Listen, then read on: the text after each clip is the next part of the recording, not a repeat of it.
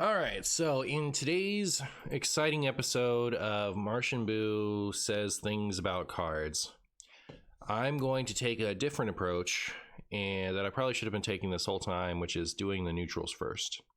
So for this Emerald Dream review, I'm going to start with this amazing card, Scorching Observer. And I get, like, do you guys like the star system, right? I could give you an arbitrary star system if I like, I don't know, if I remember.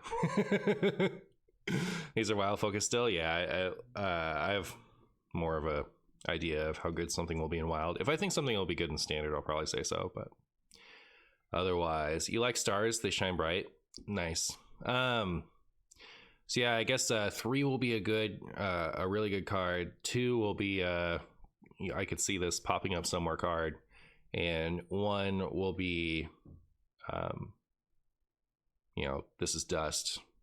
I think the old 3-star system ought to be perfect for me. Starting off with our first 3-star card on opposite day, we have Scorching Observer. So this is a 9 mana 7/9 rush lifesteal. I guess on its own merits, I would give it a 1-star, but I don't know if there's going to be some kind of demon synergy that goes with this thing, because if you can cheat it out early, obviously it's going to be really good. But you know what? Actually, like, looking at this, kind of excited to possibly Voidcaller Skull of the Minari this thing. All right, by the way, I'm gonna be pretty fast and loose with the 2-star. Like, 1-star is going to be unplayable. 2-star is going to be, I have a use for this, I think. All right, so there's going to be a broad range in 2-star, but I think that's fine because it's more stars than you normally get from me, which is none. So I'm gonna give this a 2 now that I've thought about it. Just because, like, Voidcaller and Skull of the Minari and other, like, cheat out demon things, this could be actually kind of interesting and wild. All right, so now I've spent like 5 minutes talking about the most irrelevant card in the set. Let's move on. Meadow Strider, 8 mana, 6/11 beast, taunt, death rattle. Put a Meadow Strider on the bottom of your deck. It costs 1. I think this is kind of interesting if you can cheat it out. I don't know what deck would though, right? Like, any that could, I think it's gonna have a better thing to do. Like, for example, Druid could get this out early. But like, the Curator is really, really good at 5, like like wild quality at 5, I think. So this is a good Curator target. You just need something that goes with it. I'm gonna give it a 1 just because I don't, like, off the top of my head, I can't think of anything that's like actually worth doing with this as far as cheating it out. But I'll probably have some fun with it. I have Barkley over. He's whimpering because he's bored. Barkley, come here. Come on. Barkley, come here. Nah, he just wants to stare at the door and whine. All right, so then we have Scavenging Flytrap, 7 mana, 2/7, no tag. After a minion dies, gain its attack. Well, that's an easy one. Don't see that being anything. Spore Gnasher, 5 mana, 1/5 poisonous, death rattle, 1 damage to a random enemy minion. When I first saw this, I thought it was 1 damage to all enemy minions, just like at a glance. I was like, really? They put Flurgle Tox all in 1 card? That's kind of cool. But it only hits 1 enemy minion, so it's quite bad. 1-star. Then we have 5 mana, 5/5 Ancient of Yore. You go dormant for 2 turns, and while dormant, you gain 5 armor and draw a card at the end of your turn.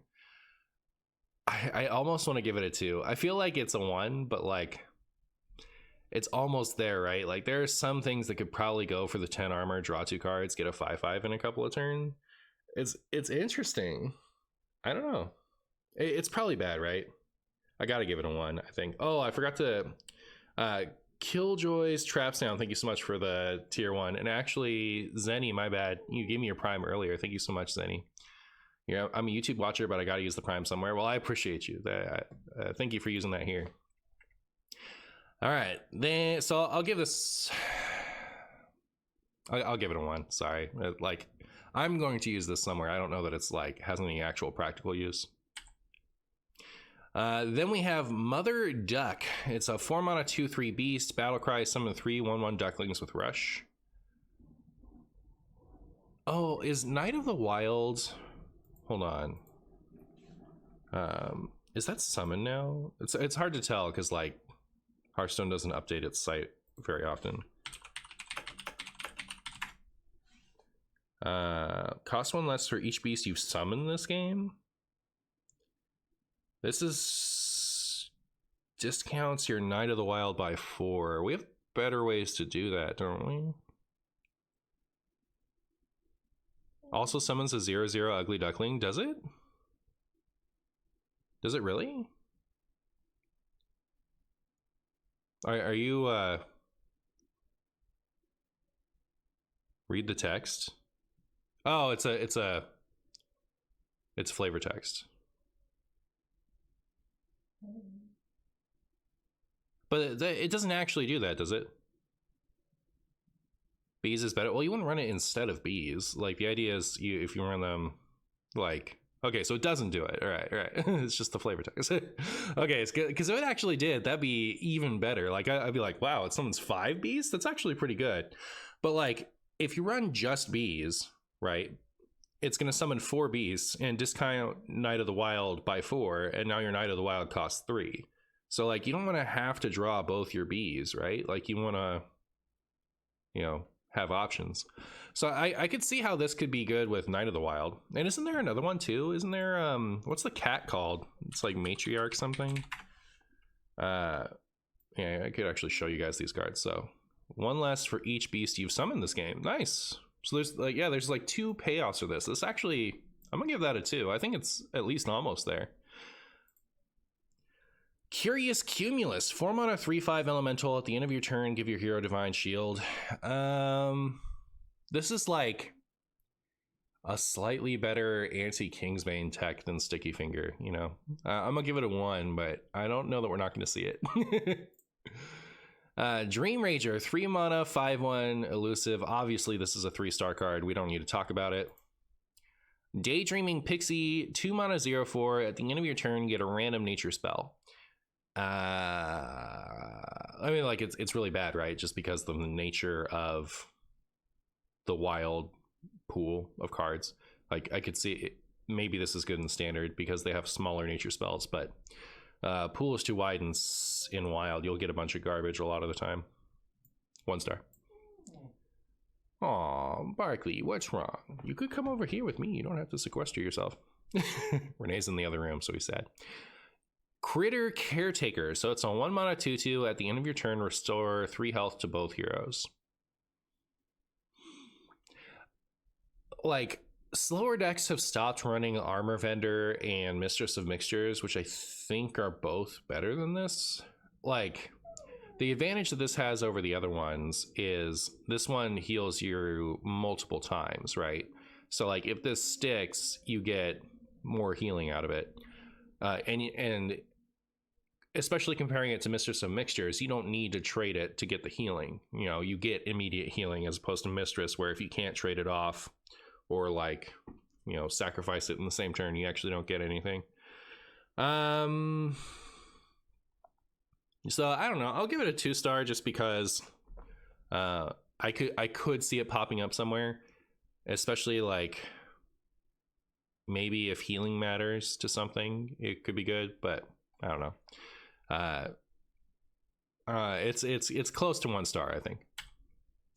Then we have Dreambound Raptor, 1 mana 2/1. After you play a minion, give it a random bonus effect, and it's a beast. Isn't this just really solid? I think that's a really solid card, actually. Especially if we're looking back on, I mean, like, I don't think that Beast Druid is a sleeper deck that's suddenly going to become extremely playable because of this expansion. It's just top of mind because we were just talking about it. But like in a deck where you get a bunch of things down to 0 mana and you play them in a turn, you know, like Dreambound Raptor is pretty good. We've played cards like that before where, you know, like the 2/5, the Hawkstrider thing, you know, like it gives you other things. Death Rattle, make a 1/1, you know, like the things that only have value if you play other things, have seen play before. And this is a really cheap one. This is like super cheap. Random bonus effect, I think, is not as good as like raw stats, so like but if your deck is planning to play a bunch of like really cheap things all at once, I could definitely see this being pretty decent. I'll give it a solid 2. Briar Spawn Drake, 10 mana, 12/7. At the end of your turn, attack a random enemy minion. Excess damage hits the enemy hero. With the imbue paladin in standard, I don't know for sure, but I think the only 10 costs in standard post rotation are going to be this thing and the other dragon that got nerfed to be 10. It used to be a 9 mana 9/9 that dealt 9 at the end of turn to a random enemy minion. Now it's a 10 instead of all those numbers. But they nerfed it so that there would be something else at 10. And you either roll this one or you're like, which is really broken because you get immediate extreme damage off the imbue, or you get the other one, which, you know, isn't as broken as this, but, you know, trades without taking damage at the end of your turn. Runaway Blackwing, thank you. So they nerfed that one, so it would also be 10 cost for the imbue hero power, I assume. But like, is this good to just hard run in your deck? I don't think so. I'll give it a 1. Tormented Dreadwing, 5 mana 5/5 dragon, draw 2 dragons on a death rattle, reduce the cost by 1. The fact that it's a death rattle is pretty weak, right? If this was a battle cry, I think it would be really solid. It'd be like the Druid spell, but on a stick. That's pretty good. But the fact that this is a death rattle means it's duty, right? I want to almost give it a 2, but I think it's a 1. Yeah, I'll give it a 1. Illusionary Greenwing, 4 mana 4/5 taunt, death rattle, shuffle 2 4/5 dragons with taunt into your deck. They're summoned when drawn. If this thing was Battlecry instead of Death Rattle, I would give it a 2 for sure. But the fact that it's a Death Rattle means it's too slow. Like, I wish Ticketmaster was a Battlecry, right? Like, that's always been my problem with that deck. Is like, you know, you have to actually trade the Ticketmaster. You don't get the immediate effect. But like, can you imagine Shuffle Rogue with Seeker and the 5 Castaway? Is that what it's called? But you know, like getting to run a card like this, right? It's a new, probably better Felderai Strider. So, like it's a 1, right? But like, if only we got close. Barkley, what you whining about? Come here. Oh, I think he wants me to open up his den. I'll be 1 second.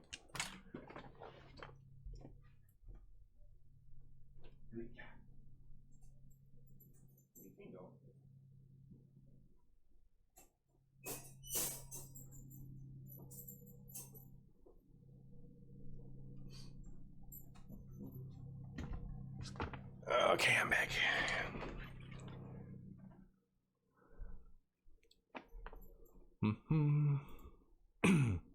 Fey Trickster, 3 mana 2/4 dragon, death rattle, draw a spell that costs 5 or more. Now, if this was a battle cry, again, I guess I'm going to be saying that for every death rattle, but if this was a battle cry, I'd give it a 2 for sure. But on a death rattle, I think it's a little weak sauce. The fact that it's a dragon means it's tutorable, so I mean, like, if you want to be really stupid about it, you know, we already have the 1 cost thing that draws a holy spell, but Knight of Anointment, but and like that itself is tutorable with Christology. So like, we have the chain to Holy Wrath already, but you know, we could go red scale into Fey Trickster into Holy Wrath too. Anyways, so the fact that this has the dragon tag makes it a little interesting. I guess I'll give it a really soft 2. I don't have that much faith in it, but you know, this could be like you run it in Dragon Druid and it gets you your Scale of Onyxia, so your what's the 9 cost one called, or whatever it's called, like the really expensive one, Fey, right? Something like that. So your Fey costs cheap more reliably. I don't know. Just scenarios like that where the dragon tag will matter and tutoring an important 5 cost will matter. Then we have Animated Moonwell, 3 for 1/4 elemental. After you cast a spell, gain attack equal to its cost. Huh. No, it's a 1, right? But like, it made me think about it. Petal Peddler, 2 mana 1/4 dragon. At the end of your turn, give another random friendly dragon 1/1. These cheap dragons are like 3 years too late. I don't know. Like we could have made something out of Galakron Warrior, I think, but you know, cheap dragons for our Alex draws this champion. You know, we just need them all to be 1 cost in pirate style. You know, it's not happening. Unlucky. 1 star. No, it's awful. No. So Twisted Treant, 2 mana 2/2 Death Rattle. Give a random minion in each player's hand -2 attack. Is there gonna be some like Death Rattle Treant Druid deck or something? So like, this is a Treant that you can just run. Does Death Rattle matter at all in Druid? Because there's another neutral one that has a Death Rattle. Any Undertaker Treants? You twist me right round, baby, right round, like a Treant, baby, right round. Oh, well, very good. 1 star. But Tranquil Treant, 2 mana 2/2 Death Rattle. Both players gain an empty mana crystal. I think this is actually interesting. Like, this is wild growth for everyone. But like, you give it to your opponent too, but you can put this in a deck that can use the mana better, faster than your opponent. So like, this is a body, and it gets you closer to like. So imagine it in like in Druid, I guess, but imagine it in Druid, and you need to get to Spreading Plague for against aggro. It's a wild growth that has a body, right? You play it on 2, you get to trade into something, and it puts you that much closer to your spell that wins you the game. So I think like that's not a perfect example because Druid already has so much better ramp, so like don't focus too much on that specific example. But like, if you're in a class with a slower game plan and you just need to get to your power board clear or whatever whatever turn your anti-aggro board flip comes down, this puts you 1 closer to that. So I think it's slightly I think it's like a soft 2. Like, I could see this popping up places. It's interesting. 9 Greenfin, 1 mana 1/1 Murloc. Battlecry, get a random Murloc. This would have gone hard in the Barrens, that's for sure. Is there a Murloc that gets discounted for every Murloc you've played this game? There isn't, right? This is like a nutty shaman quest. A nutty shaman quest card, I guess. I'll give it 1 just because I don't think random Murloc is going to be good, but it's interesting. If Murlocs ends up being a deck otherwise, I could easily see this making the cut, right? Like, because it's a decent 1-drop on its own, and it gives you another thing that has synergy with your deck. Envoy of the Glade, 4 mana 3/6 Battlecry. Transform all neutral cards in your deck into random Druid ones. That's a 1 star. Hopeful Dryad, 3 mana 3/3 Battlecry. Get a random dream card. I kind of want to build the dream deck. I could build it with like every Ysera that does dream stuff, and Hopeful Dryad, and 3 mana Naralax and Sheldrasil, and just like play dream cards all game. That sounds fun. Like, as long as you build it in Druid, I think it can't be that bad, right? Because you just ramp into all that stuff and dream your opponent into oblivion. The core set, like introduced in the core set, Ysera goes infinite now because they unnerfed dream. So, you know, you could do a bunch of man, I'm excited to do that. That sounds really fun.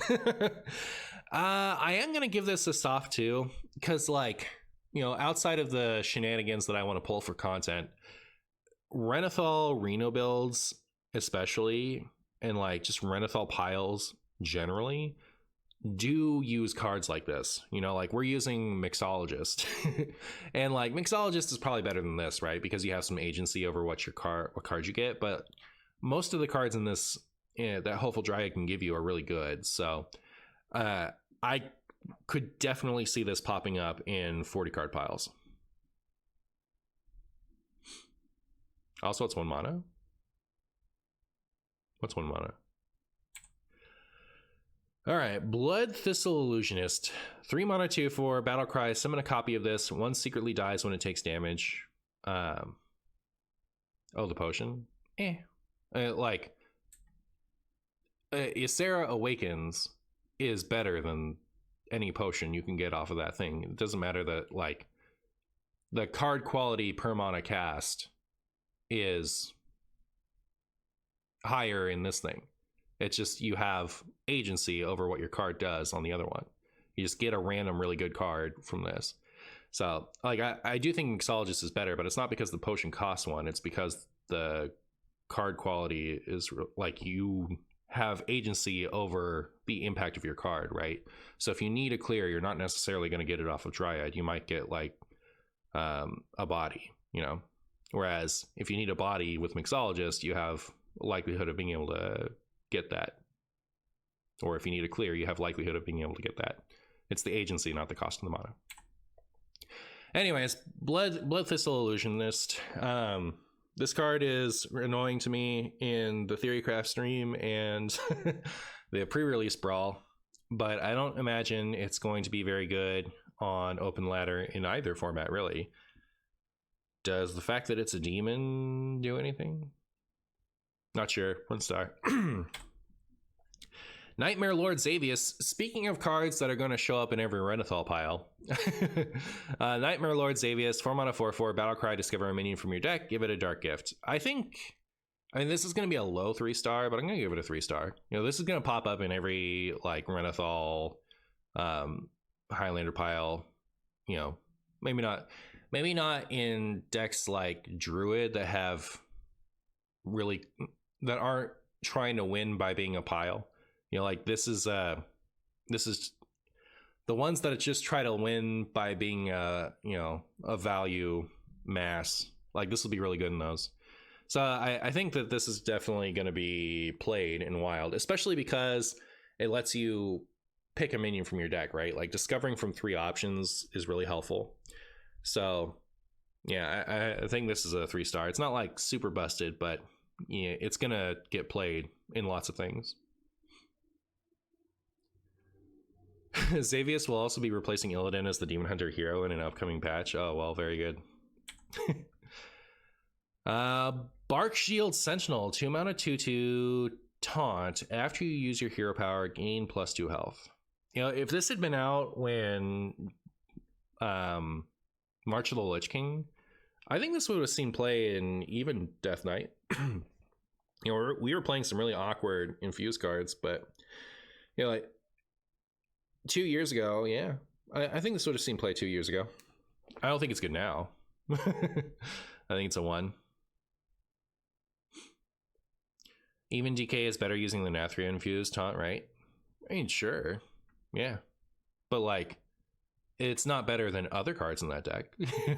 It's not like you want to have only one card that does something similar in a deck. You know, oftentimes you want to have as many of those types of cards as you can. Like, this is better than some cards that on release even DK was using. So yeah, but still, you know, it's not 2 years ago, it's today, so I'll give it 1 stars. Slumbering Sprite, 1 mana 3/3, starts dormant. After you use your hero power, this awakens. I don't know if this is, like, too old or not. Like, imagine how hard this would have gone when Baku decks were everywhere. Like, you play this on 1, you hero power on 2, and now you have a 3/3. I don't know, it's pretty good. But, you know, again, for that time, I just don't think that Wild Hearthstone is at a pace that it can use this effectively. So it's a little sad. Like, some of these cards are really interesting for a couple years ago, and I mean, Baku was more than a couple years ago at this point, right? Like, when was the last good, like, really good Baku deck? It was like Odd Hunter from Alterac Valley, I think, is the last time an odd deck saw any real play. So it's been a while. 1 star, obviously. Flutterwing Guardian. So this is going to be exactly as good as Imbue deck star, which I think will be bad. So Priest isn't going to be good. Shaman will probably not be good. Paladin will probably not be good.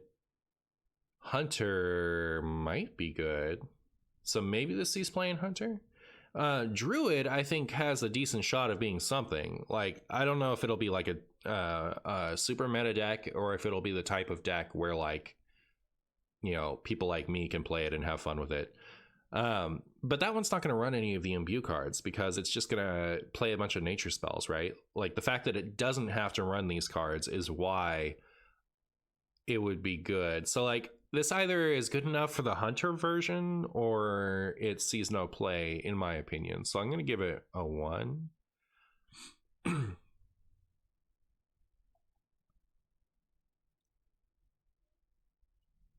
All right. Then we have Resplendent Dreamweaver. 4 mana, 5/4. If you've imbued your hero power twice, deal 5 damage to a minion. This is so good in imbued decks and standard. Like, I've been playing with them a lot. I actually really like them for standard. They're fun. But like,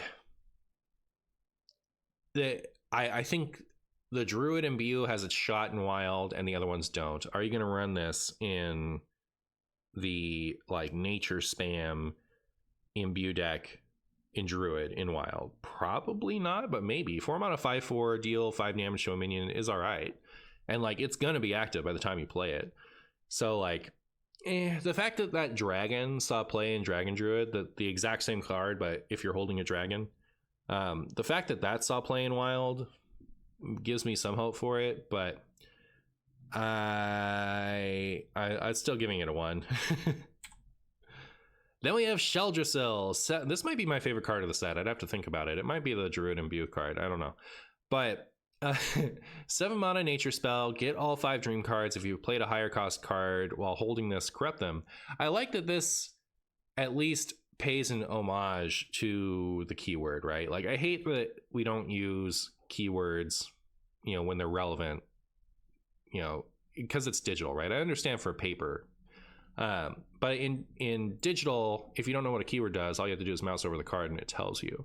So, like, I hate that they introduce a keyword and then the keyword doesn't stay. Like, you know, I don't know. Anyways, like, keywords are just marketing. They're not actually to make gameplay simpler, like new keywords. Anyways, so Sheldrasil. I think it's cool that this uses the word corrupt in its text, and it's doing the corrupt thing, right? You play something that costs higher and it corrupts all your dream cards, and all the dream cards are really good. So let's see, those are the old ones. I was listing, like, everything that can generate it. Why is it this? Oh, because it, like, the Ysera Awakens stuff references Ysera, and there's an Ysera that summons dream portals. Okay, fine. Hilarious. But yeah, let's find those new ones. So somewhere we'll find some new ones. Where are they? Oh, here we go. I guess. Why is this here twice? Because the classic set and the legacy set? Huh? Anyways. Corrupted Laughing Sister. So this thing is gigantic. It's a 2 for 6/10 elusive, and your hero is elusive. That's crazy. Then Corrupted Awakening, deal 5 damage to all enemies, especially Ysera. I think this just outright destroys Ysera. I don't think it deals 10 to it. Then 4 mana, 14/12. That's just a giant step. I like the Corrupted Drake actually managed to be worse than Corrupted Laughing Sister. That's kind of funny. I mean, like, you know, it's a huge threat for 4, right? Then Corrupted Dream, shuffle a minion into its owner's deck. Huh. This is, like, better if you use it on your opponent's stuff, but worse if you use it on your own. Interesting. That's the other one that's not like a strict improvement. And then give a minion +5/+5 and immune this turn. Oh, deal 5 damage to all enemies. I was like, wait, is this one actually better? But yes. It doesn't hit your own stuff. Give a minion +5/+5 and immune this turn. And it doesn't destroy it afterwards. They didn't do a Ragnaros with this.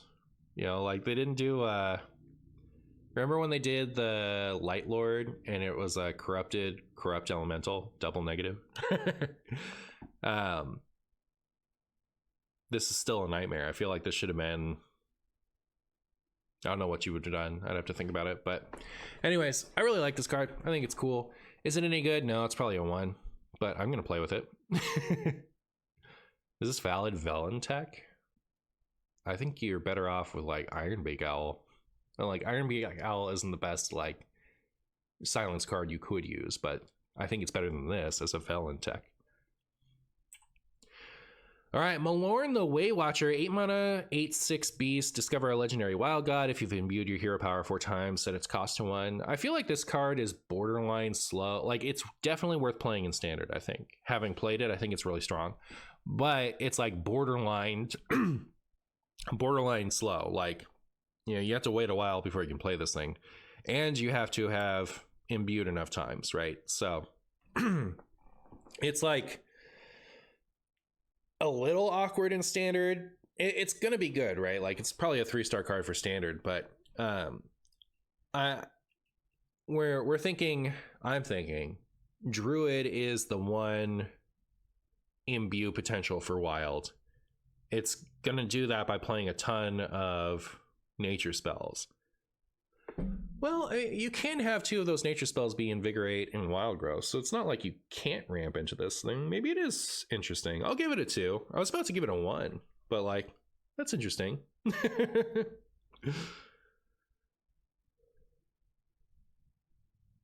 I'll use the rogue stuff to discount it and corrupt it. That's interesting. Like for Sheldress though. Interesting. Naralax, Herald of Flights. So this gives Aviana to all other classes for purposes of Alex combo. So the problem is you can't use it with ETC like you could with Druid, because Naralax doesn't actually discount ETC. So what you could do in a non-Druid class is, if you have... Do you have to play the brand first? How much mana do you need? If you're going to play the brand for the Acera, you need to get to 11 already, which seems meh. You need to be at 9, right? So if you're at 9, you play this, play Ysera, you have 4 mana left. No, you need to be at 10. Okay, so if you're at 10, you play this, you play Ysera, that's 8 of your mana. So now you have 5 left because you had 2 left over and Ysera gave you 3.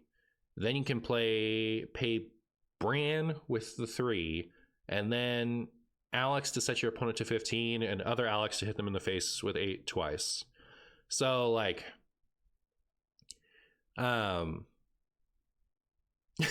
it's pretty scuffed, right? Because if you're using Druid, you can play Aviana on 9, which, you know, 9 is probably going to be like turn 6 or something.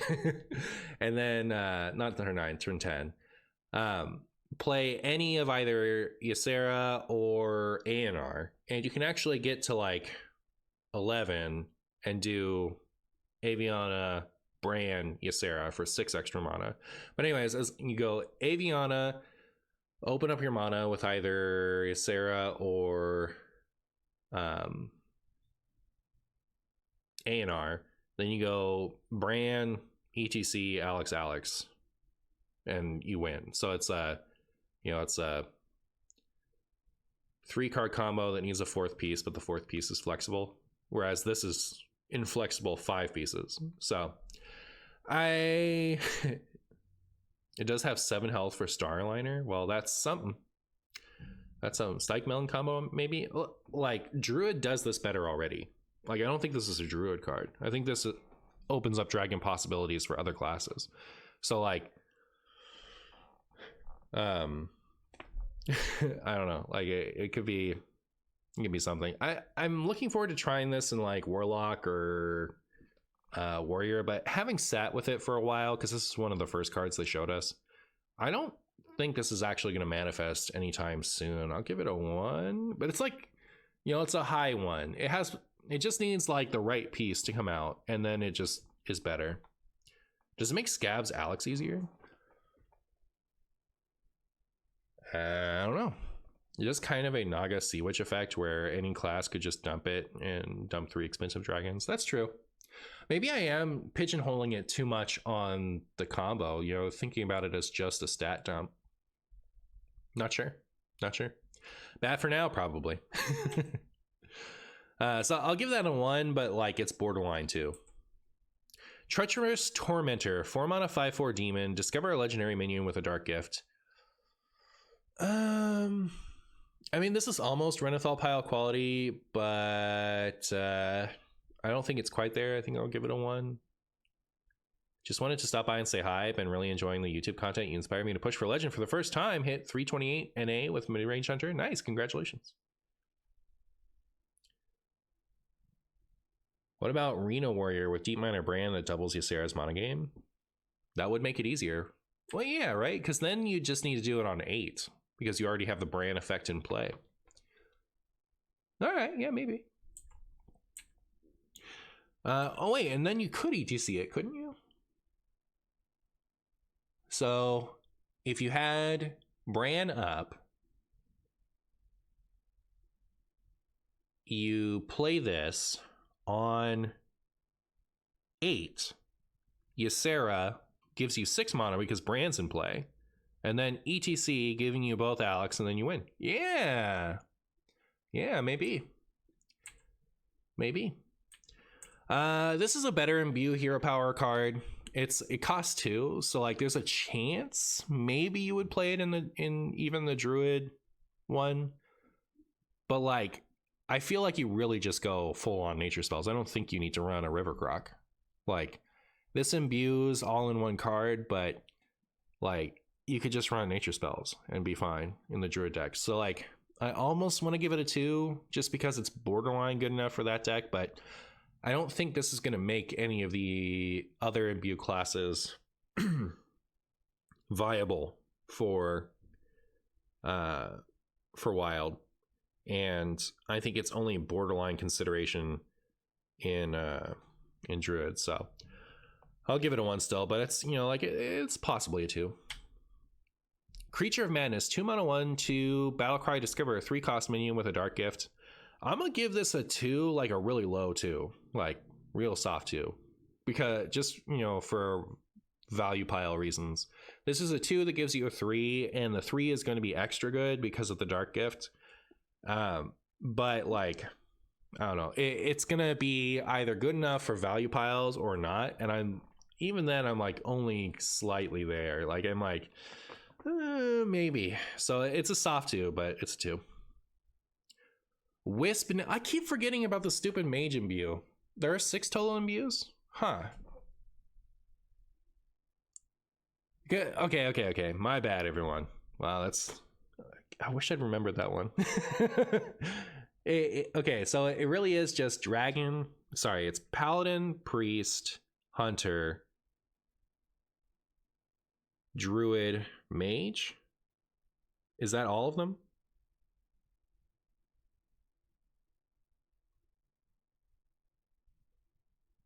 Thoughts? There's 5? No one's confirming that for me? Shaman. Okay, yeah. Okay, so I was like, I thought I listed 5 before. All right. But okay, so there's 6 total. All right, cool. I was like, I thought I listed 5 before. All right. So the Mage one is actually interesting. So maybe I have to give this a 2 after all. I think I'm still going to leave the 4 at a 1. Like, it's kind of expensive for wild. And like, I don't know. But it might be that you just need to run every imbue card. Like, so I'll give the other one a 2 also. The not the deal 5 one, but the 4 for 4/4 Divine Shield Taunt. I forgot about Mage. Mage is kind of interesting. We'll talk about it more when we get to the Mage stuff, but like there's a lot of hero power relevancy cards in Mage that are really good. Like if you imbue your hero power a bunch, you can play Reckless Experimenter and shoot you know, like a bunch of times in a row. It could be interesting.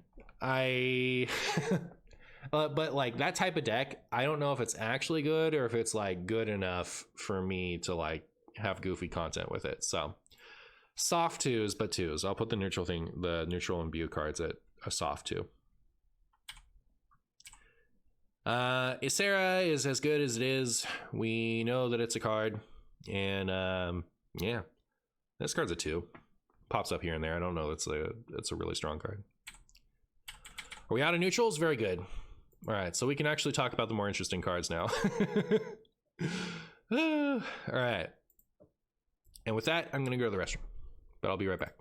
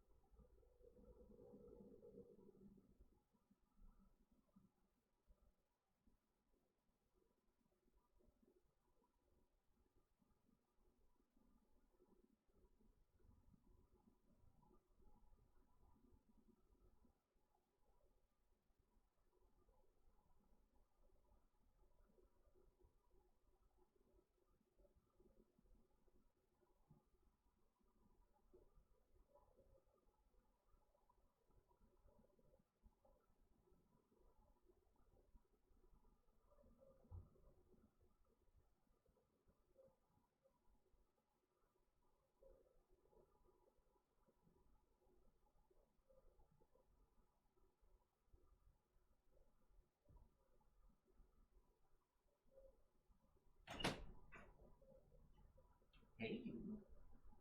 Who's a good dog? Are you a good doggy? You good dog. Yeah.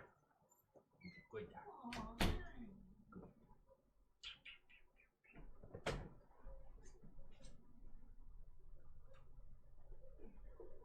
Okay. I return. After all these days. Alright, so we're on to Death Knight. Nithindra. 7 mana 7/7, taunt, death rattle, split into 1/1 beetles. At the start of your turn, reform with anything remaining. It is undead and it's a dragon. Is there any card in the game that should be 3 types? You know how they added 2, and so now things like Patches the Pirate that should be a Neiman and should be a pirate. Get them both. Is there anything that should have a 3rd type?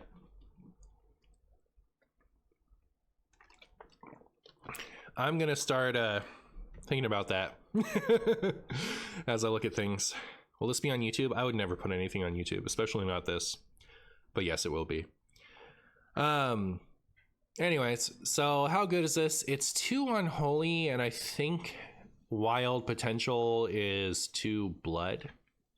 I do think that like Unholy Blood has some potential post mini or post set launch, but I think it'll be 2 Blood, so you can run things like Corpse Explosion and Soul Stealer, all that stuff. But who knows? I don't know that this would be a very good inclusion in that anyway. I feel like Wild has a lot of really good answers for this, and it's 7 mana for no immediate impact. So I'm not really seeing it. It's kind of cool how many corpses it gives you, potentially. It's kind of cool that it keeps on going.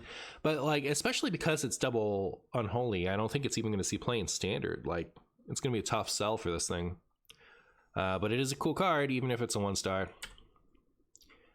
Corpse Flower, again, 2 Unholy, 3 for 0/5 undead. After your opponent summons a minion, spend 2 corpses to deal 3 damage to it. This would be really good if you could play it on 3 and have it trigger at least twice against aggro, right? But how are you going to have that many corpses on 3, right? Is that you have to have a bunch of corpses for this to be good. So I'm not seeing it.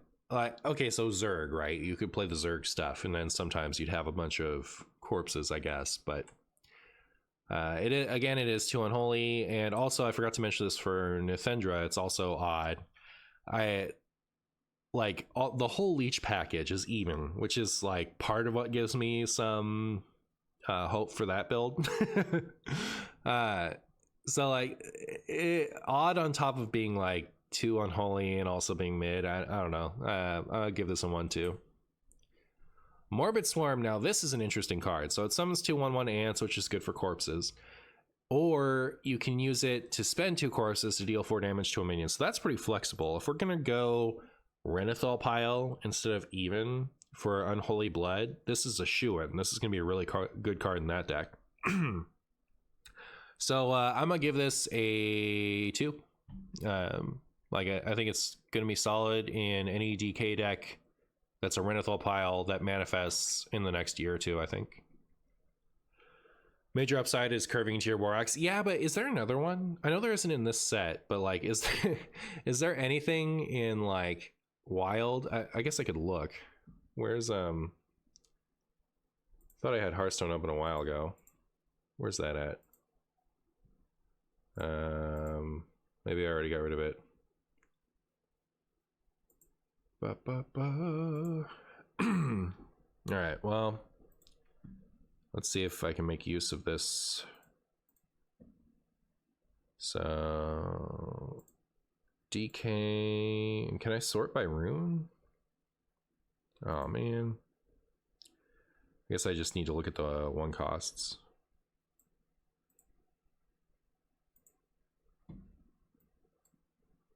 So if we're looking at this Fistful of Corpses, can you play that if you have no corpses? Just toss it out there. And is it literally just Fistful of Corpses? Oh my goodness. So yeah, so there's that other card, we'll get to it in a second, that like this activates for both effects.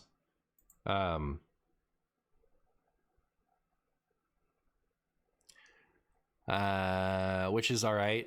I don't know how good that'll be, but maybe if you can consistently trigger the attack side of it also on top of this, maybe that's a factor. But in a 40 card deck, which is how you would play this in Wild, how often are you going to start with Morbid Swarm and then go into the Death Knight War Axe immediately following?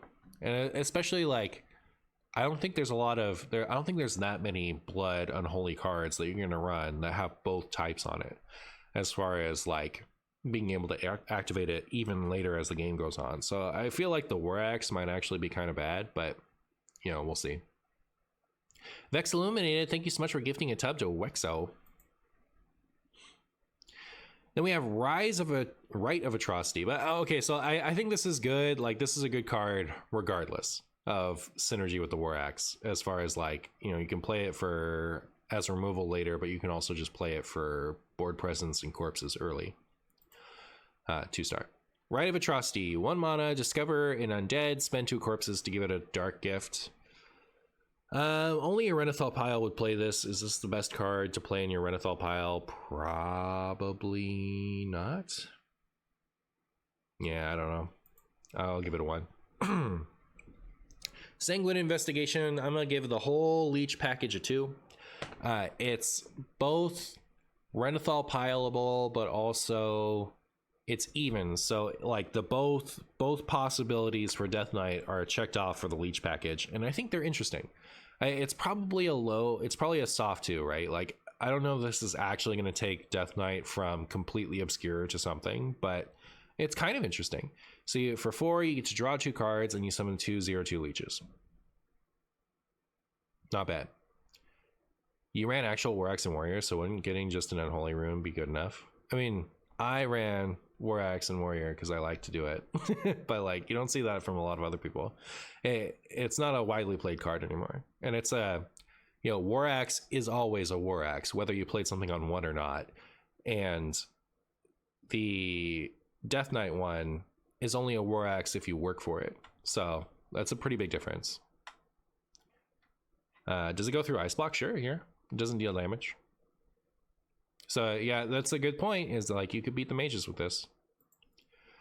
Then we have Monstrous Mosquito. I'm gonna give this a 2 because if we ever get any kind of aggro DK, I think this is all right, right? Like any non, even DK, I think it would play this. It's a 1/1/2 beast. I don't really see a deck for it right now, so I guess I shouldn't give it a 2. I should give it a 1, but I think it could be a 2 in the future. At the end of your turn, give your other minions +1 attack. So, I underrated this card going into the Theorycraft, and now every time I see it, it feels like I'm gonna die. So I don't know. This card is pretty solid. Drakari? Oh, you mean for the leeches? Maybe.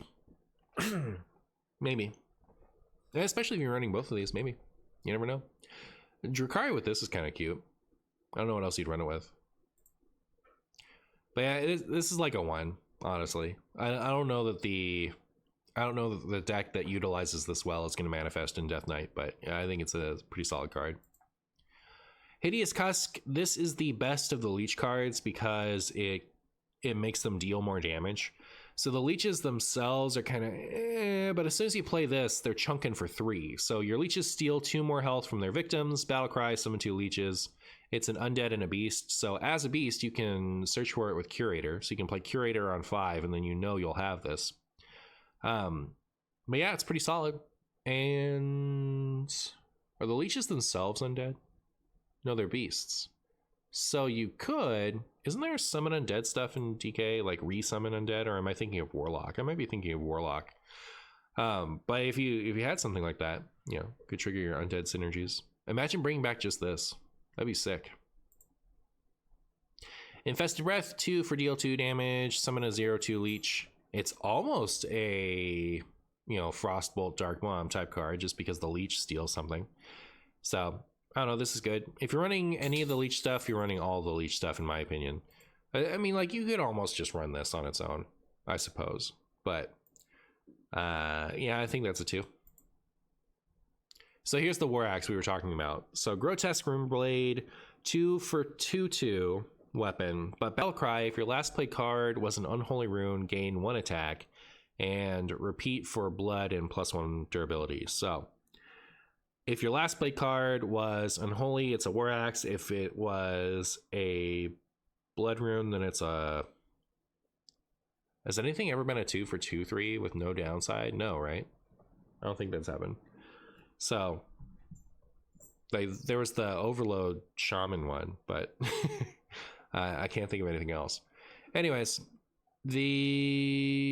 so I think you want to reliably trigger the Unholy side of this, which is for the best, right? Like there are more Unholy 1-drops, or say there are more Unholy 2-drops that you want to play than blood drops. So what if that last card was Blood Unholy? I like that it's not, because I don't like the dual runes. I think that takes away from player agency, but it would definitely make that card better. So yeah, if this was the other way around, I'd give it a 1. But the fact that you need the Unholy Rune to turn this into a War Axe means that I think it has some potential, especially because it's even. I mean, the last card you play was... Oh, yes, you do get both. That's why this thing is so good with it. Morbid Swarm. Like, if you go Morbid Swarm into that, it will trigger both. So, that's why those cards are so good. But there isn't a second Morbid Swarm type card to run.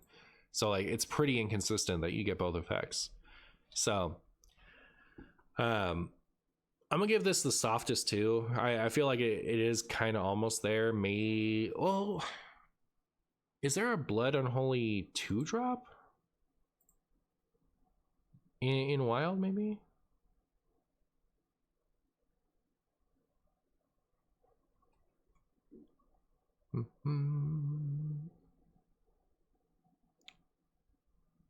Blood Unholy 2-drop. You could play this into the second copy of it. There's a Frost Unholy, but no, that doesn't count, right? The Frost doesn't do anything. Looking like, yeah, no.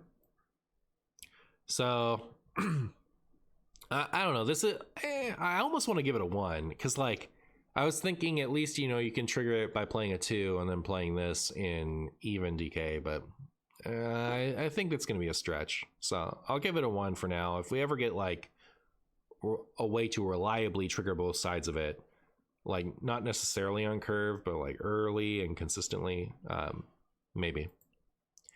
Ursoc, 9 mana, 6/14 beast, Battlecry, attack all other minions, Death Rattle, resurrect any that's killed. It is odd, so it's Renathal pile only. It is 9 mana, so like the Renathal pile has to like really, get there. I'm meh. I almost want to give it a 1 for a while, but like, it's really strong in standard. I've been playing this in standard decks, like both in the Theorycraft and in the pre-release brawl, but I don't think it's a wild quality card. It's really good off of Malorn. Malorn is really good off of, but yeah, I'll give this a 1. It's really strong if you play it, and if it was like 8 mana, I'd probably give it a 2, but meh.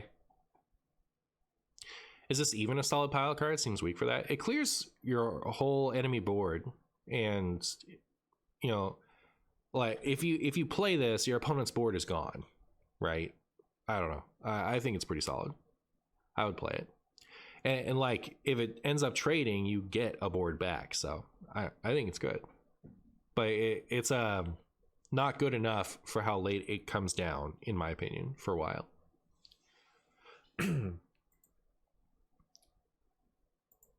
Airlock Breach and Headless Horseman being Blood Unholy means the axe is at least somewhat consistent higher on the curve. Well, I mean, like, I don't want to play a 2 mana 3/3 weapon on turn 7. So, like, I might sometimes. I don't want to include a card that requires those cards to be good, right? So you have one good card that activates it early on. And yeah, you have Headless Horseman and Airlock Breach. Airlock Breach is the only one of those that's relevant to Wild, I think. So, like, yeah, there's I guess a second card that activates it, but you don't want to include a card that needs you don't want to include a card like that needs a 6 mana card to activate it. And if that's the only other Blood Unholy that you would play, then you do need it to activate it, which is bad. So anyways, on to Demon Hunter. I think that Death Knight has some like marginal potential due to the Leech package. I think it got a couple good interesting things, but it's probably going from a class that you only play because it's your pet class and you really want to make it work to a class that you only play because it's your pet class and you really want to make it work, but you suffer a little less while you do it. So I don't know. I think that's probably the total move. I do like that it has a get around ice block thing, though. I think that's cool. Then we have Dreadsoul Corruptor. So moving on to Demon Hunter. It is a 4 mana 4/4 Battlecry and Death Rattle. Summon a random dormant Dread Seed. Okay, the Dread Seeds are... This works like Wild Seeds. So you get 2 mana 4/4 Undead Beast, dormant for 2 turns, and when this awakens, give your hero +3 attack this turn. I think this is the best one. Crow Dread Seed, 1 mana 3/3 elusive, dormant for 1 turn, and 3 mana 5/5 taunt lifesteal, dormant for 3 turns. So this one is like obviously really good when it finally hits. Thank you. But I think it's pretty slow, right? So these cards are really good in standard. I think I was really impressed with them in the Theorycraft. So expect to see those there. If there was a 4 mana 4/4 Battlecry and Death Rattle summon a Wild Seed, would we play that? Because we have 5 mana summon all 3 Wild Seeds, and that one's kind of mid. So, and like that has Rhino synergy, whereas like there isn't a Rhino for this. There's nothing to give these charge in Demon Hunter. I'm gonna give this a 1. I don't really see it, but you know, it's kind of a soft one, I guess. It could be a 2, almost.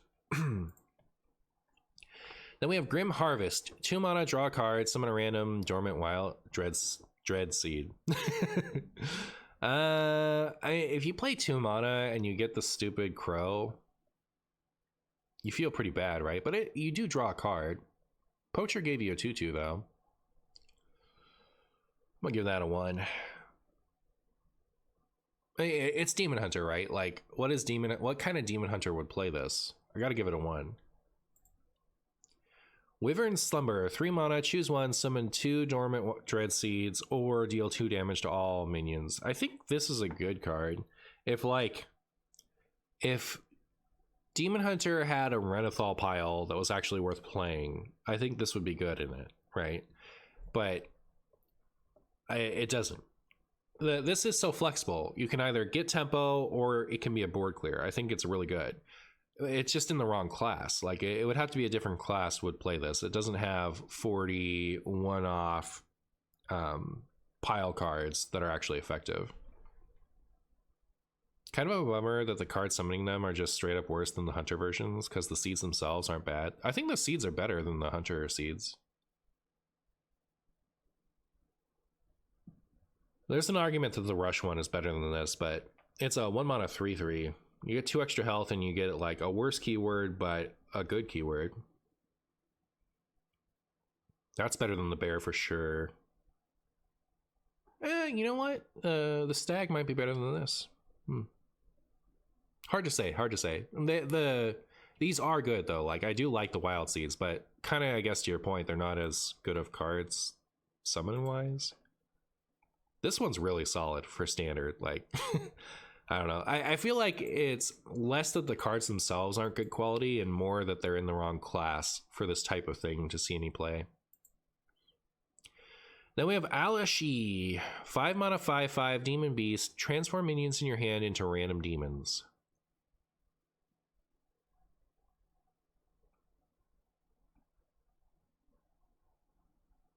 They keep their original stats and cost. Huh. At first I was like, no way, this is a 2015 card. Why why is this so bad? But they keep their original stats and costs, so you could do something stupid like play this, play Polkelt, play every single 0 cost minion, and then play this and dump a bunch of 0 cost demons. But like, the average demon is hot garbage.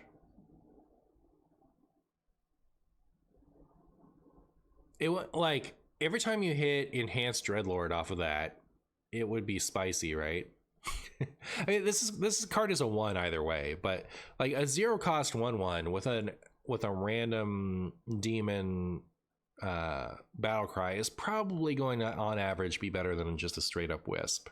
There are a couple of real stinkers in there that like discard your cards or make you lose a mana crystal, but you know, I think getting text is going to be better. But like, I don't know, if I ever wanted to make like the world's worst Demon Hunter video that nobody would watch, or nobody would watch very long, I could do that. A pretty solid one. Pretty. Is this the worst card I've seen so far? I don't know. It's pretty bad. Defiled Spear.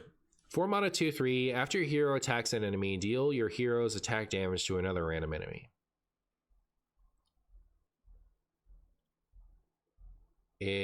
How good is this? If you... It says another random enemy, right? So if you go face, the second trigger will never hit face, right?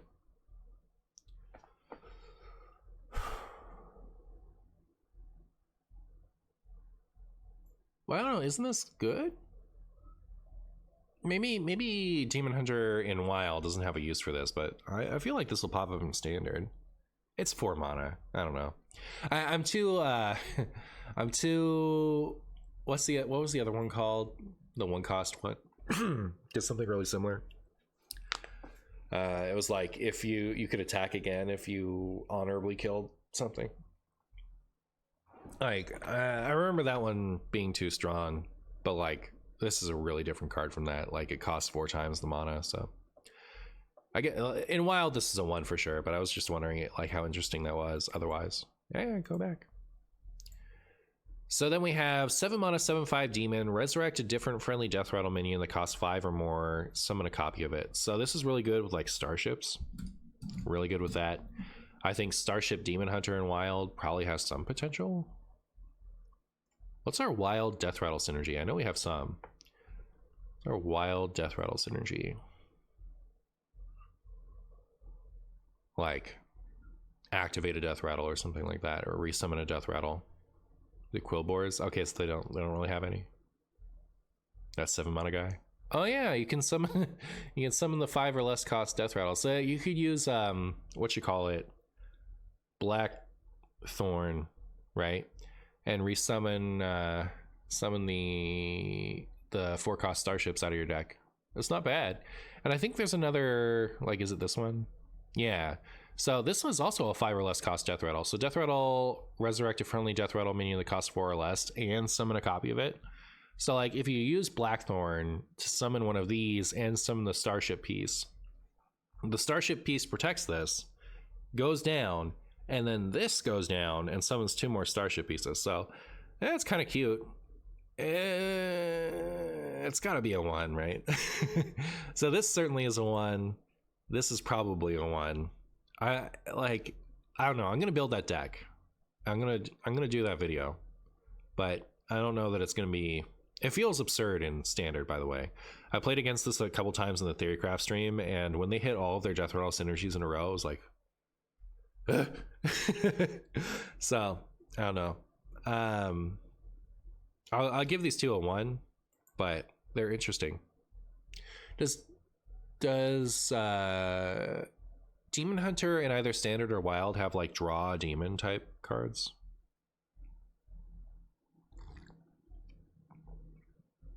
I forget.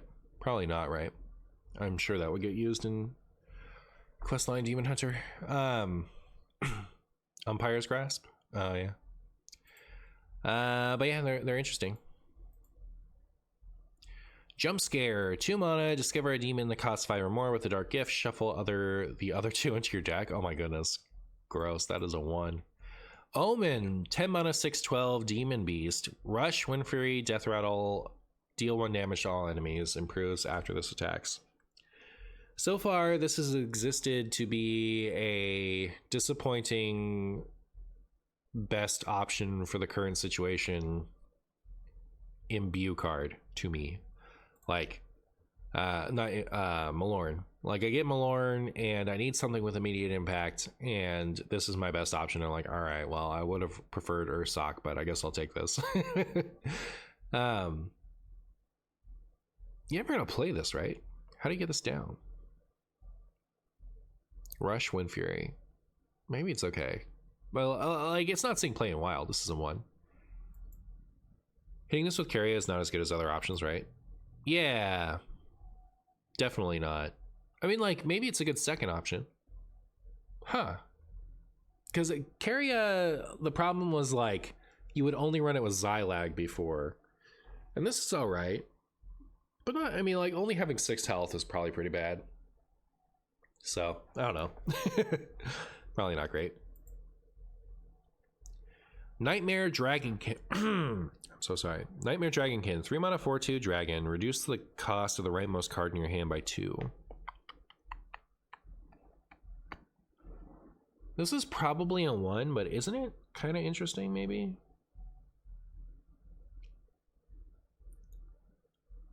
What expensive things do you want to discount with this?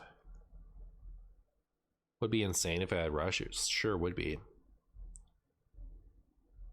I don't know. Maybe so you can run the 2 cost thing that summons a 3 cost Death Rattle from your hand, and maybe like if you're running that style of Death Rattle deck, you could play this. But I feel like that's a pretty outdated playstyle for Demon Hunter. And then we're on to Druid. I'll be right back.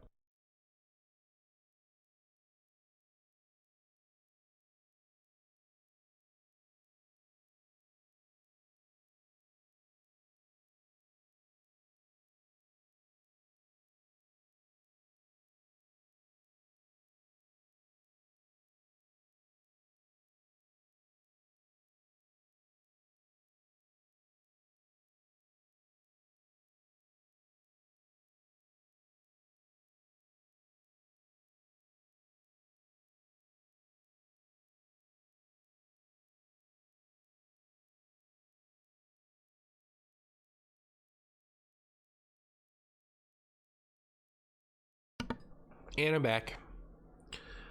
All right, so Demon Hunter, I think as usual, didn't get anything too exciting for Wild. I actually think that Death Knight, for once, has more exciting implications in Wild than the Demon Hunter cards do.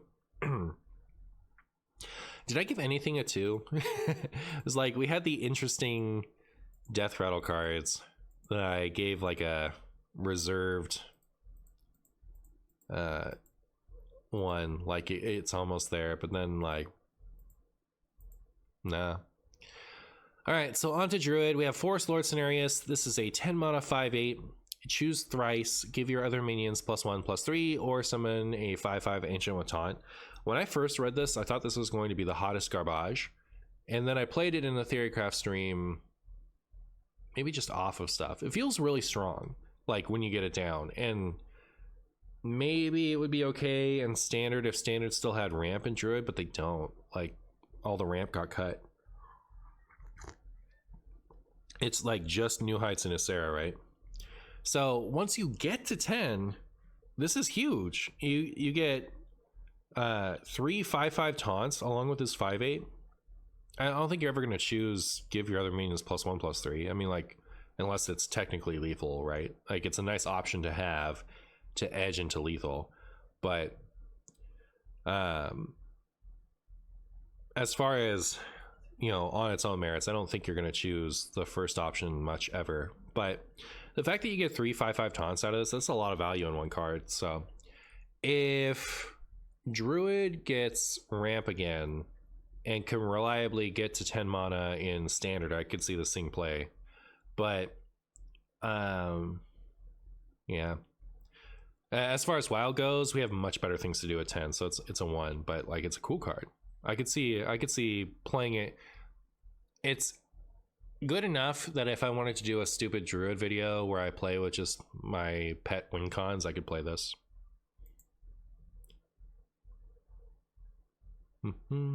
Oh, Grove Shaper. So this is the big spooky card of the set. So 5 mana 3/6. After you cast a nature spell, summon a 2/2 treant with Death Rattle, get a copy of that spell. And I'm gonna give this a 3, but not for the reason you're thinking. So as far as what you can do with this and what people are worried about is you play Floop's Glorious Goop, which makes a treant that will give you Death Rattle, get a Floop's Glorious Goop. You play Naturalized, which will make a treant that gives Death Rattle and Naturalize, and any other removal spell that's nature, which will you know, it doesn't matter if it's nature, right? You just, yeah, it needs to be nature. How are you looping that?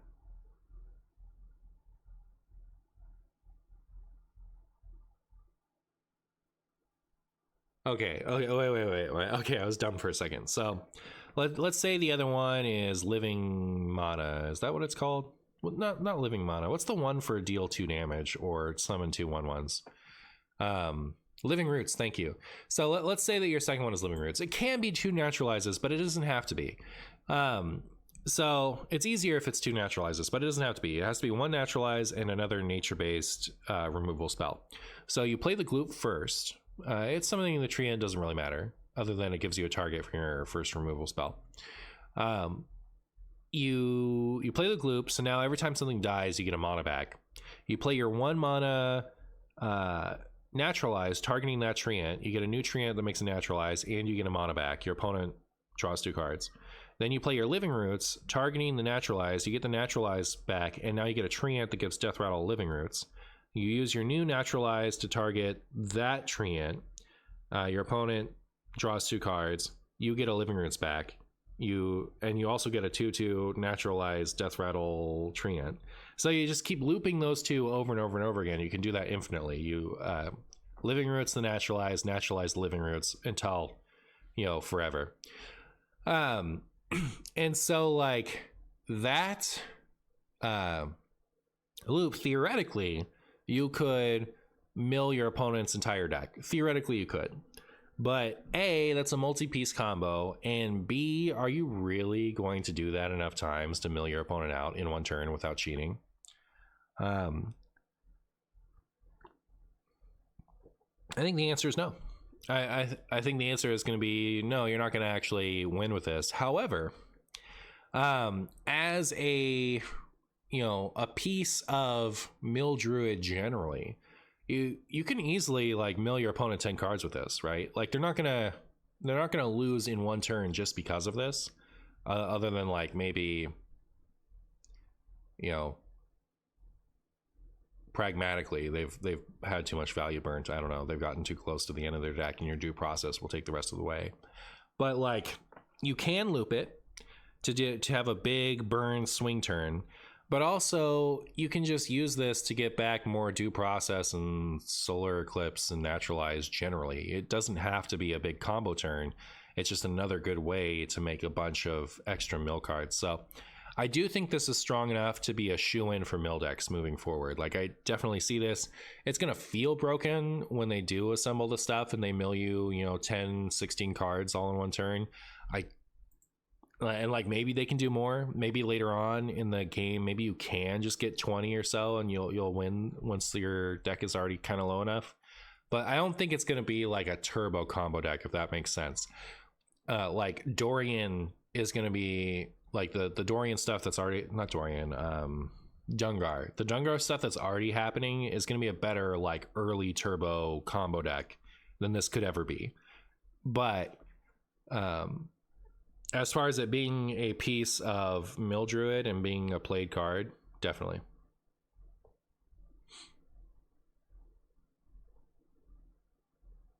What if this deck is the combo, but then you just copy this card when you run out of time and do it again? I mean, like, that fits within my parameters. Like, I like what I was talking about. It's not going to destroy your opponent early on from a full deck all on its own. But as like a piece of a larger mill deck, I think it'll be very good. Evergreen Stag, 6 mana, 6/7 beast, elusive, lifesteal, taunt. Does anything cheat this out? This is a 1, right? And it's kind of interesting, like if you resolve it, but like there's so much better things to do at 6. Ward of Earth, 5 mana nature spell, gain 5 armor, summon a random 5 cost minion and give it taunt. Another 1. It might be good in standard though for the imbue deck. Photosynthesis, 3 mana nature spell, restore 6 health, get 3 random druid spells. This is good for the imbue deck, right? Because this is imbue twice. The imbue card, let's just go look at it so I can talk about it. Sorry, I'm going to skip ahead. So this is Hamul Rune Totem. You really can't see him. Like his face is there. If you like squint, you can see it. This is in fact a Tauren, not some weird amalgam spore monster, which is what it looked like to me at a glance before. But yeah, start of game, each spell in your deck is nature. If each spell in your deck is nature, imbue your hero power. Then repeat this every 2 spells you cast. So while you have to hard run only nature spells, you don't have to, like any spell you cast will further your imbue. So like the coin counts, for example. The coin will be half of your imbue trigger. So in that deck, for 3 mana, you get to restore 3 health, which is good. And you get 3 additional druid spells, which all of which do count towards imbuing further. And it's the raw volume that makes this interesting to me. Because like random druid spells in Wild are probably bad, but the fact that you get so many and it heals you means I think it has some potential, especially like if you've got a low hand, you can like solar eclipse play this and you have a bunch of stuff. I think I'm still gonna give it a 1, but it's a reserved 1. I feel like this is almost good enough to play in that deck. We'll just have to see. Does that mean if you get spells that aren't nature shuffled into your deck, that would stop you from imbuing further? If you shuffle an odd cost card into your deck, does this undo your hero power? No, it's something that happens at start of game, If the conditions are met at start of game, then it happens. So you have that effect. You can shuffle stuff.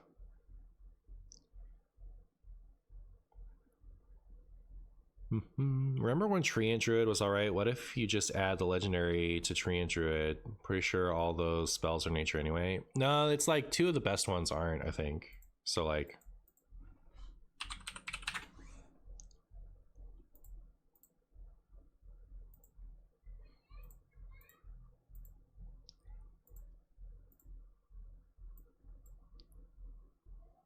like where are our payoffs? That's nature.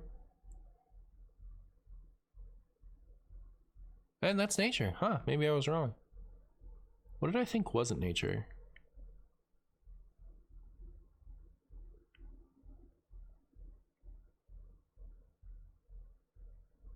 Interesting. Yeah, you're right. You could just do that. It's another good one. It's also nature. Not sure. Not sure. Witchwood Apple is even nature. Trees Druid is back. Maybe. But yeah, so I'll give that a 1. But it's a reserved one. Reforestation, 2 mana, choose one, draw a spell or draw a minion, and then you can hold it for 3 turns to draw both. I think that's a 2, isn't it? So like if you're running a very few minions Druid deck, I think this is already good just because it draws a minion.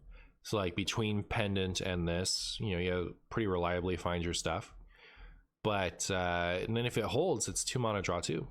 And we know that holding is okay if the effect is good enough. And I think that's good enough. 2 for draw 2, isn't that good enough? It doesn't get you any armor, but it also gets you specific things, which I think is nice. So I'll give that a 2. Kind of a soft 2. But like I think it's alright. Has anything been above a 3? My scale is 1 to 3. 3, like 3 is something that's gonna see wide play, 2 is something that'll see pop up sometimes, 1 is duty.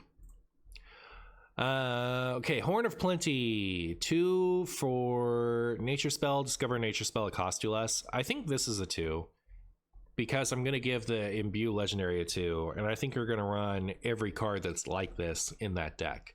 So like we have nature studies, we have, is it contaminated evidence, is that what it's called?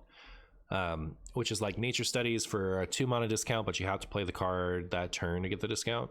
So I think you would play all 3 of those cards because this is 2 nature spell, this is 2 spell triggers for 2 mana, which is pretty decent. So you're going to imbue your hero power when you do this. So I'll give that a 2 because I think it just slots right into the imbue deck if that ends up being decent, and I think it'll be okay. It's probably not going to be like a meta deck, right? But like it, you know, it's going to be good enough to have fun with. Dreambound Disciple. So 3 mana, 3/3, Battlecry and Death Rattle. Your hero power costs 0. How good is this for hero power Druid in Wild? So it lets you use your hero power for free now. It is itself a 3/3, and after it dies, you get a free hero power again. I don't know, is it a 2? I think it's all right.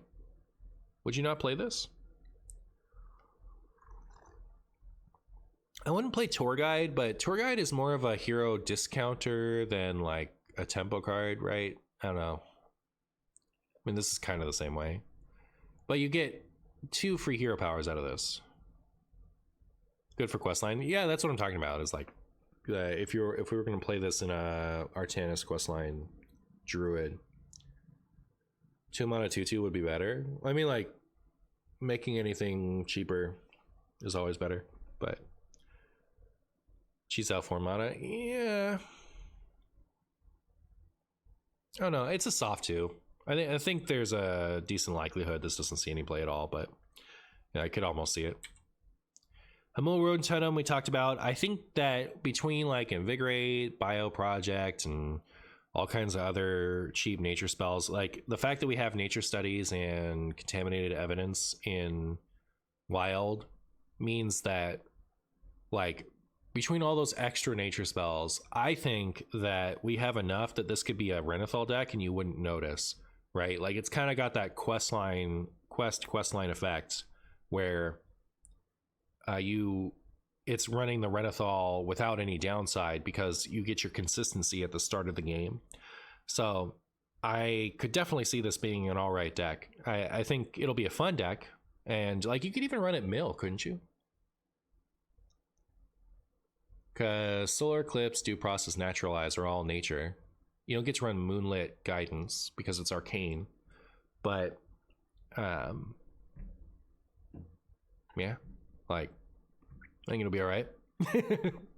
So it's probably a soft 2. I think it's probably going to be one of those things where like, yeah, it's fine. You could win a game, but you wouldn't get to run Guff. You don't need to run Guff in Mildred. Like you can run a Sarah. I think it's fine. It's gonna be one of those things where you probably just have better things to do. Like it's gonna be not as good as some other builds you could make, but it's definitely gonna be good enough to be fun. Ferocious Howl is nature as well, is it?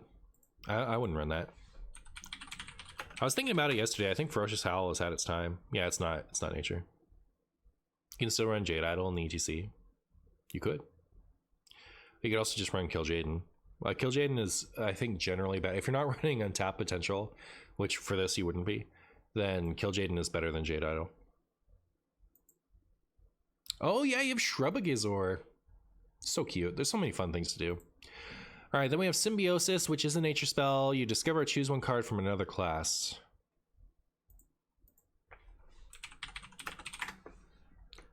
So Morbid Swarm. I'll just show you guys. Hey, this says choose one to put on top. Huh?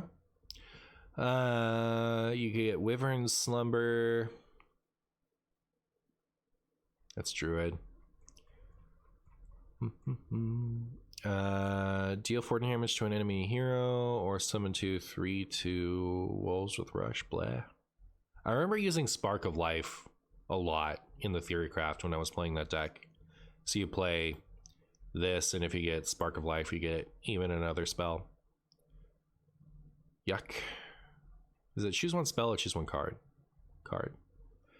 Destroy a minion with 3 or less attack, or summon Strictly Better Shadow Word Pain, or summon a random 2-cost minion.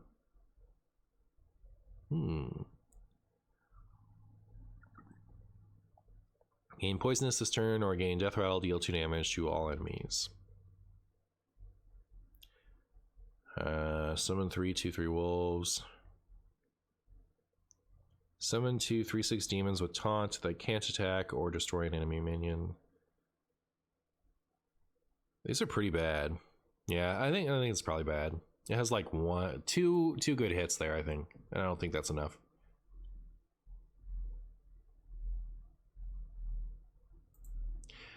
So that was Druid. I think Druid has some interesting imbue stuff to work with. I'm gonna have a lot of fun with that.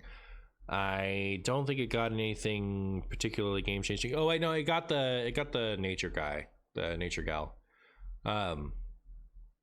The one that makes treants when you play a nature spell. I imagine that card's gonna pop up in a lot of places. So yeah, I guess it's pretty good.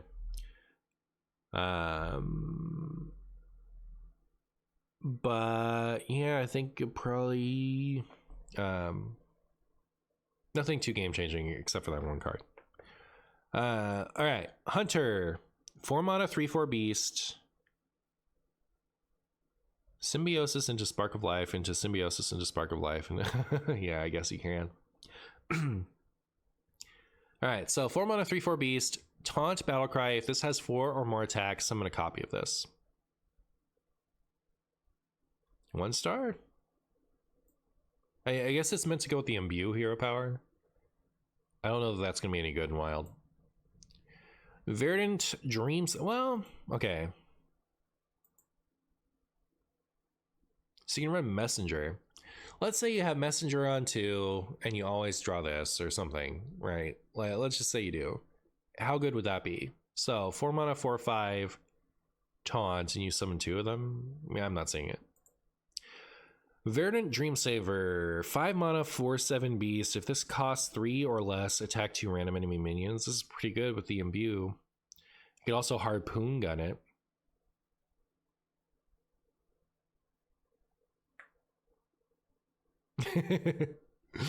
So there's that. I think it's a one. It's a one, right? You would never want to cast this unless it was discounted. Exotic Houndmaster, 2 mana 2/2, Battlecry, draw a beast, imbue your hero power.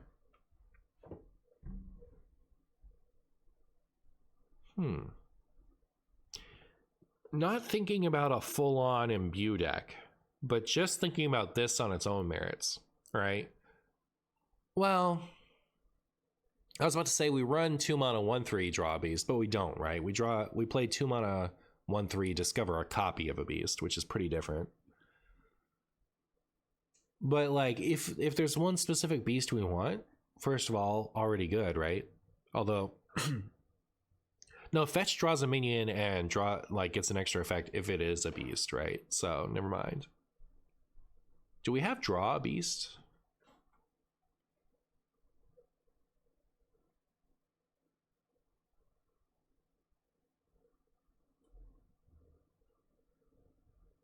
Huh. So I'm trying to evaluate this card as 2 mana 2/2 draw a beast, and imbue is kind of like not really considered.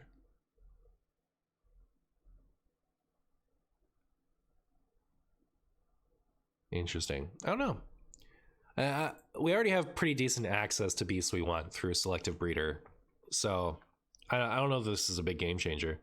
Scavenger's Ingenuity, you're right. Yeah, that's better anyway. So yeah, never mind. 1 star. I don't really see, like, kind of like what we're saying in chat is there are already so many hero power changers that are kind of mandatory in Hunter between Tavish and Niall and all that stuff. Like, we have to not run so many good cards to play the imbue stuff. So like maybe a full-on imbue deck could be okay, because like I was actually surprised at how lethal it was with just King Plush in standard, and we have some more access to like Tundra Rhino in wild, but I don't know that the imbue activators are there, so it's hard to say for sure. It could be like a 0 mana Tundra Rhino is pretty good, so who knows. Spirit Bond, 3 mana nature spell, deal 3 damage to a minion. If it kills it, summon a 3/2 wolf with rush. Seems like a 2019 card. I'll give it a 1. I don't really see it. Amphibian Spirit, 2 mana nature spell, give a minion +2/+2, and death rattle, give a friendly minion +2/+2, and this death rattle. So as long as you can keep stuff on board, it chains forever. It's sad when you get a full clear though. This is a reference to a similar effect from Battlegrounds, right? And they kind of reprinted it recently. It's cute. I'll still give it a 1. I don't know that it's any good, but it's interesting. Brawl Bear Mantle, 5 mana 3/5. After you cast a spell, summon a random animal companion. Does Renathal Piles play enough spells for this? Tracking could run the 0 cost card that makes things attack something. Flare. Good in Secret Hunter? I guess. I'm gonna give this a 1, but like it's one of those ones where it is not gonna be a real deck, but like there's stuff you can do with it for sure. I'm gonna play with this at some point, I'm sure. Shepherd's Crook, 3 for 3/2. After your hero attacks, summon a 3/3 sheep that's dormant for 2 turns. So you get 2 sheeps a million years later. If this was dormant for 1 turn, I'd be into it. 2 turns is a lot, isn't it? Maybe this is amazing in standard, who knows? But I'll give it a 1. Goldrin, 9 mana 9/9 beast, rush, friendly beast, deal double damage. This is another one that exists kind of just to make Malorn sad. I don't know. It's all right. I like how there's no way to know something is a wild god other than to know it. You know what I mean? Like there's no indicator here that it's a wild god. It's not wild god Goldrin or anything like that. But like, you play Malorn enough times, you figure out which ones they are, or you could just know. But anyways, I mean, like, if you can discount this, is kind of a crazy finisher, isn't it? How am I playing this in Beast Hunter? I don't know. Because, like, okay, so you harpoon gun this to 7, you go Rhino on 5, something else on 6, and then you play this on 7, and then you play Sing the Ancient Songs of Mungus. Whatever, what is that card called? Stranglethorn's Heart. You play Stranglethorn's Heart on 8, and like that's a lot of damage. Like Tundra Rhino and just Goldrin in your Stranglethorn's Heart pool is already 22 damage on its own. You had any beast, you're doing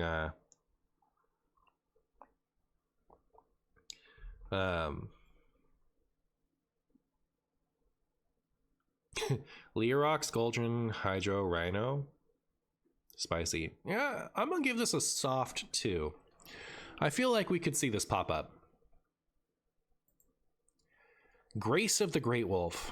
I saw this and I wasn't impressed with it as a discover option. I certainly don't want it in my deck. I'll give it a 1.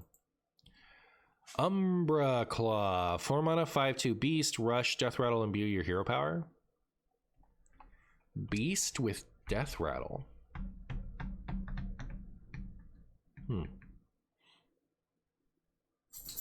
Yeah, it's too bad the egg stinks. It's too bad the egg stinks, chat.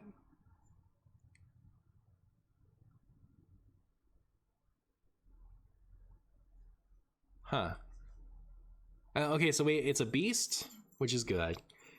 So like we could set it up so that our imbue stuff tutors this thing, like the 2 cost tutors it, and then we can like feign death and otherwise activate it a bunch.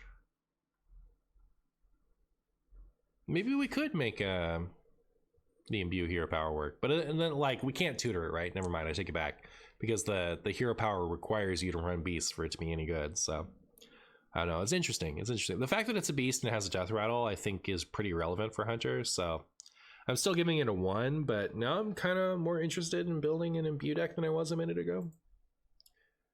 And that's it for Hunter. So Hunter is all right. I don't know that I really got anything.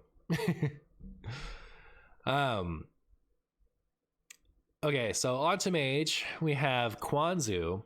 Battlecry, discover a spell, choose to keep it or put it on top of your opponent's deck.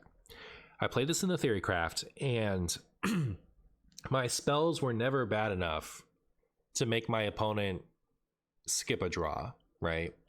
I like every spell that I could put there at least had some utility, but in Wild, we actually have a horrendous discover pool.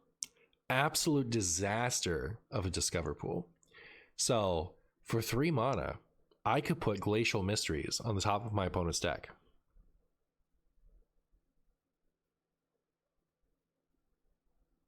Thoughts?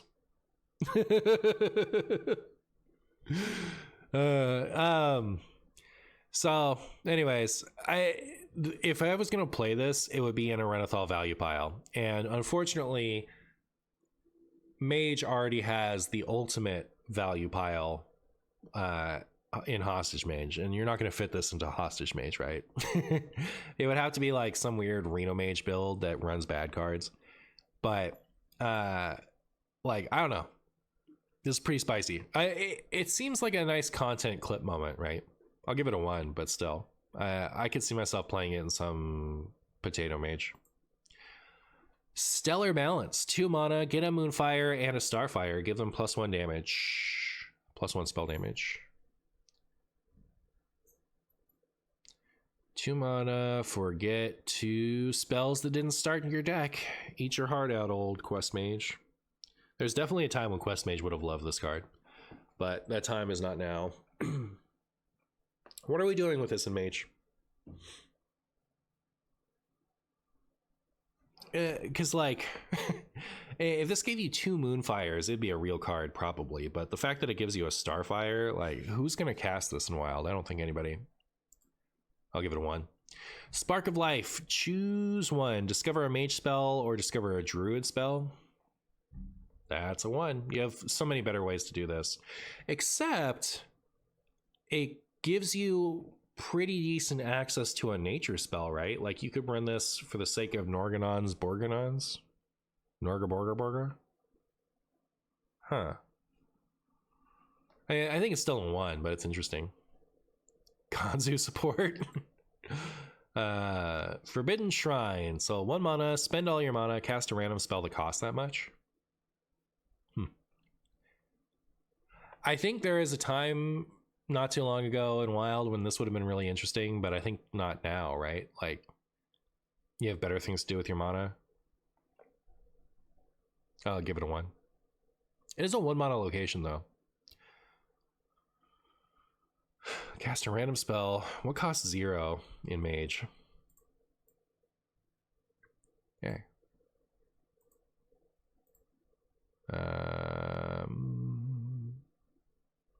Where's my Mage?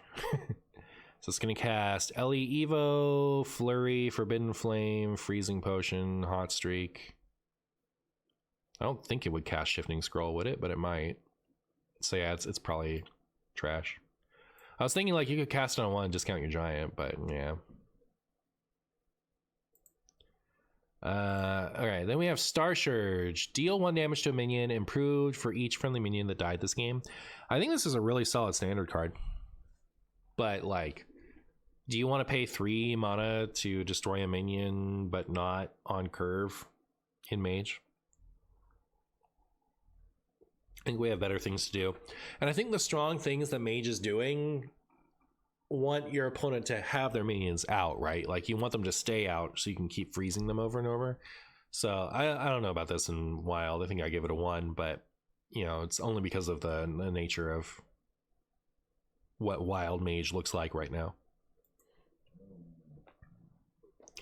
Asina, battle cry. If 20 friendly minions have died this game, deal 20 damage randomly split among all enemies. I'm gonna give this a 2, and that's because I don't think that this needs to be an imbue deck to be good. Like, you know, you could play an Asera brand deck and have this be your endgame win con, right? Like, this is a juiced up Astalor. So, like, Mordresh but worse. Oh, that's true. Like, you could just Mordresh, but Mordresh only does 10. This does 20. Oh man, Imbue LPG is probably good. Would probably be fun if it wasn't the worst deck I've ever heard of in my life. But yeah, that's kind of cute. I'm gonna give it a 2. I don't think you need to build your deck for the Imbue hero power for this to be good as like a late game win condition. And maybe this doesn't manifest, but like I think you will see it pop up from time to time. Could this go on Secret Mage or not enough minions? Yeah, it almost could, I think. You know, like 20 minions is a lot. Yeah, I might be giving that. I might be underselling how hard that is, but I don't know. Maybe it doesn't have enough minions. Maybe you do need the Imbue hero power. Not sure. All right, maybe I'll downgrade it to a 1. But I don't know. I'll give it the softest 2 instead of a 1. Divination, 2 mana, arcane spell, destroy a friendly wisp, draw 3 cards. I was actually surprised at how bad this felt in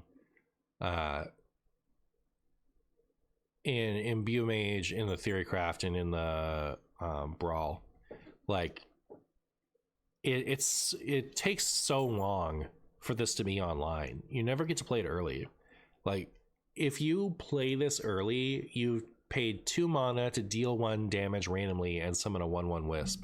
So like I don't know, it doesn't feel good to me. It feels like slow. I don't think you don't run it in the wisp deck like in standard, but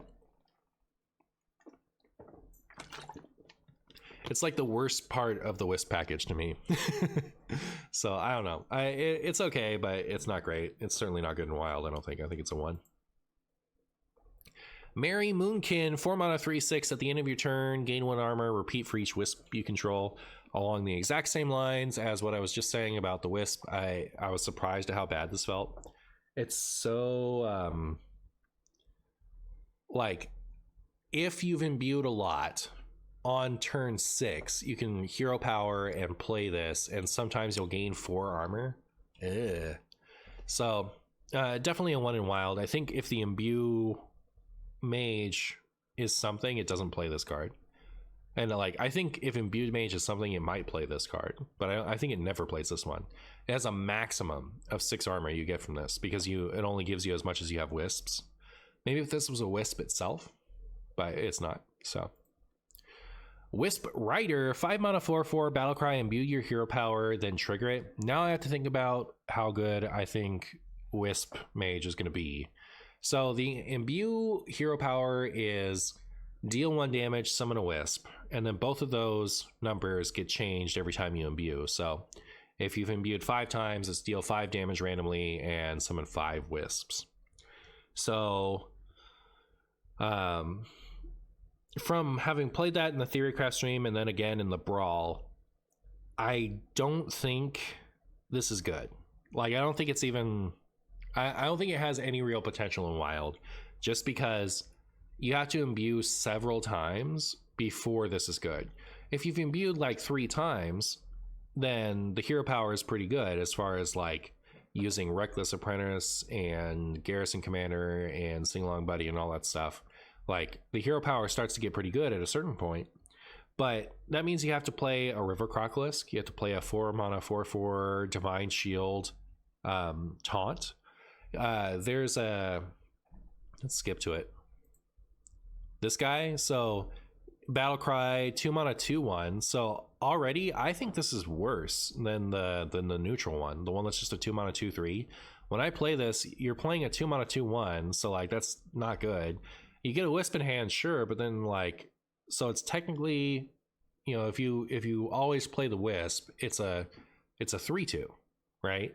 It's split over 2 bodies, which is kind of okay, but like, I don't know. You have the option to hold the thing. And yeah, I mean, like, you would play Wildfire, sure, absolutely you would, because that would increase the damage. It doesn't increase the wisps, but it does increase the damage. But, you know, it also increases the damage of the regular hero power. So this I think is one of the better imbue cards because it triggers it. So you can, like, you know, you could theoretically Bran play this. You can play this with Buddy, Sing Along Buddy out. And so if you, like, on turn 9, right, you play Sing Along Buddy, play this, and then hero power, and you've triggered your hero power 4 times. So this has more interesting applications than some of the other ones do, but getting your imbue up is so slow, and you need to imbue several times before the hero power is good. So I don't really see it. It's cute that it enables Denathrius, I will say that much. Like, I am excited to like play this deck in Wild. I just don't think it's gonna be good. So because so much has to go right, I want to give this a 1, but I feel like it's fun enough that it will see play, so I want to give it a soft 2, but you know, it's somewhere in there. I'll say it's a 1, but yeah. Isn't the whole package actually insane with Reckless Apprentice? As I was just saying at length, it's good if you have played a bunch of the garbage cards I just listed. Like, if you've done them all, then yes, it is insane with Reckless Apprentice. But it isn't like you imbue once and then your Reckless Apprentice is good. It's not. It's bad. If you've played like several of them, sure. But I don't know. Okay, so say your opponent's playing Shadow Priest. You've played this thing on 2, you didn't do anything on 3, and then you Reckless Apprentice on 4. Your opponent has 6 things out. So you are dealing 1 damage and summoning 1 wisp. But instead of it dealing 1 to all of them, it deals 1 randomly. I don't know. It's hard to say. I don't know. I don't have too much faith in it because I've been playing it in the Brawl and in the Theorycraft stream, and it feels really slow, and you have to run really bad cards to get that going. But you never know. I think it'll be fun. Like, I'm gonna enjoy playing it. I just don't think it has a lot of... You have to, like... The worlds have to align.